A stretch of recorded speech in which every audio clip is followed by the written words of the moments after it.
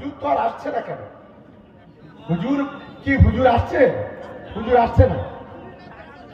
হুজুর এখন কামাচ্ছে কদিন বসে। আমি গতকালকে একটা ভিডিও দেখছিলাম ভাই, সেই ভিডিওতে দেখলাম বোধহয় বছর ইনকাম ভালো হচ্ছে। যারা হাতে হাত মিলিচ্ছে 90% টাকা দিচ্ছে না, বোধহয় 10% যেটুকু দিচ্ছে, পাশে একটা ঝোলা আছে, সেই ঝোলায় ফেলে দিচ্ছে।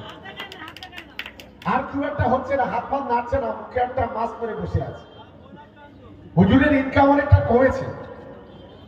আর ভাঙনের যারা এই আইএসএফ এর গুন্ডা বাহিনী, যারা 11 তারিখে ডিসিআরসি দখল করার চেষ্টা করেছিল, পুলিশকে যারা গুলি করেছিল, যারা বিজয়গঞ্জের বাজারে খুন করেছিল, কেসের সংখ্যাটা একটু হিসেব রাখুন, বোধহয় 20, 25, 30, 35-এ পৌঁছে গেছে। হয়তো অনেকেই দাদা আছেন, বয়স 30-40, দাদা থেকে দাদু হয়ে যাবেন। হুজুর কিন্তু চলে যাবে 26-এ, কিন্তু আপনাদের দাদু হওয়া পর্যন্ত এই কেসটা টেনে পড়তে হবে, এটা অন্তত মাথায় রাখবেন। বাল বাচ্চার মুখে অন্ন দিতে পারবেন না, সেই অন্নটা ওই উকিল মোক্তারে দিতে হবে। হুজুর অন্তত এই সার্টিফিকেটটা করেছে, কি ঠিক বলছি তো নাকি? হ্যাঁ, হুজুর এই কাজটা ফরেসে করেছে। অন্তত এখানকার নিরীহ ছেলেপুলেগুলোকে, তাদের এক একজন 10টা, 5টা, 15টা, 20টা, 25টা, 30টা, কারণ খুনের কেস, কারণ হামমার্ডারের কেস, কারণ ঘরজালানি কেস, কারণ মাথায় লাঠি মারা কেস, কারণ ঘর ভাঙা কেস, বিভিন্ন কেসে হুজুর অন্তত যুক্ত করে দিয়ে গেল। এটা মনে রাখবেন। আমি আজকের আপনাদের বলে যাচ্ছি, যদি ভবিষ্যতে বেঁচে থাকি অন্তত নিশ্চিতভাবে দেখবো একদিন এই হুজুরকে এই ভাঙনের আইএসএফরা জামার কলার ধরে বলবে, তোমার জন্য আজকের আমাদের এই সর্বনাশটা হয়েছে, তোমার জন্য আমাদের বাল বাচ্চা আজকে খেতে পাচ্ছে না। আজকের বলছি, একদিন মেনে নেবে, কেন রাজনীতির একটা ধর্ম, এটা আমরা দেখেছি।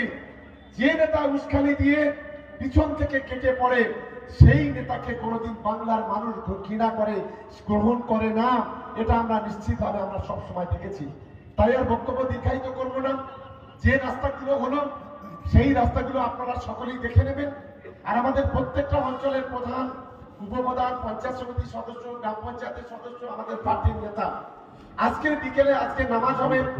এই নামাজের পরে আপনারা খেয়ে দিয়ে বেলা 3টে 4টের দিকে গিয়ে সেই রাস্তাগুলোতে একটা করে ফ্লেক্স লাগিয়ে দেবেন, আর একটু ফিতেরা নিজেরা কেটে দেবেন। আমরা এখান থেকে আনুষ্ঠানিকভাবে উদ্বোধন করলাম, কিন্তু প্রত্যেকটা নেতৃত্ব যেন এই বিভিন্ন রাস্তাগুলোতে আজকে আপনারা যান, তার জন্য সকলের কাছে অনুরোধ রেখে আগামী দিনে আরো বড় লড়াইয়ের জন্য তৈরি হবে। এরপরে আমাদের দ্বিতীয় রাজনৈতিক সমাবেশ হবে পোলেরহাট অনেক সবজি বাজারে। এটা আজকের এখান থেকে আমরা ঘোষণা করে দিলাম। তার জন্য আমরা ডেট ঠিক করব, প্রস্তুতি শুরু হবে। আশা করি সবাই ভালো থাকবেন, সবাই সুস্থ থাকবেন। এবং আজকে সকালে 10 ঘন্টা 8 ঘন্টার নোটিশে আপনাদের যে উপস্থিতি, তার জন্য আমাদের দলের পক্ষ থেকে আপনাদের সকলকে নত